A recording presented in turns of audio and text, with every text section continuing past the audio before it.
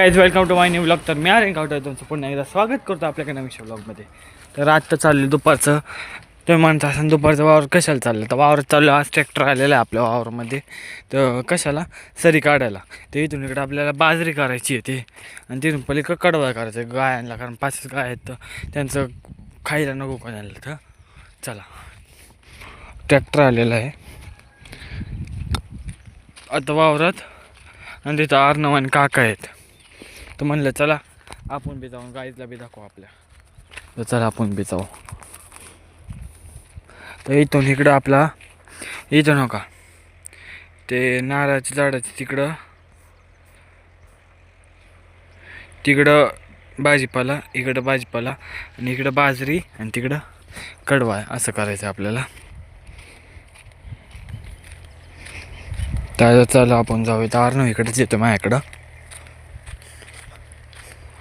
तेच तर ज्वारी टाकलेली आहे तिकडं. तर आता फक्त ते करून भिजवायचं आहे, वडवून भिजवायचं आहे फक्त.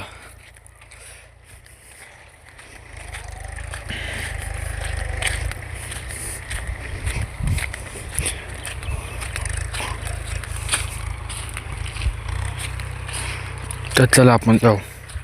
तर मित्रांनो आपण पोचलेलो आहे वावरात. तर इथून पलीकडं सरी काढलेली, हा का इथून पलीकडं अशी, आणि इथून इकडे बाजरी करायची आपली. बघा तो कार नकोचा हाय करत आहे,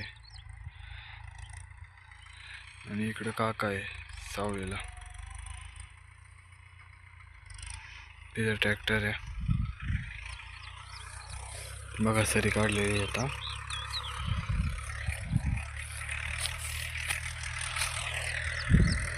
तो का आला अर्णव.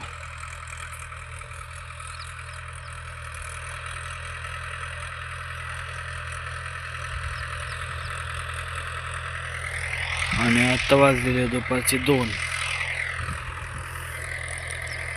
इकडे कशाला आला उन्हात? काय घरी चल.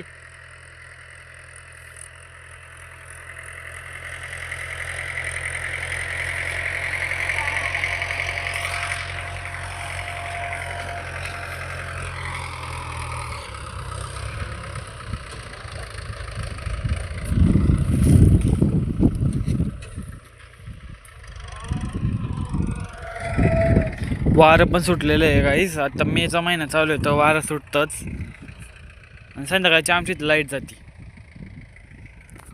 संध्याकाळची 6ला जाते, 10ला.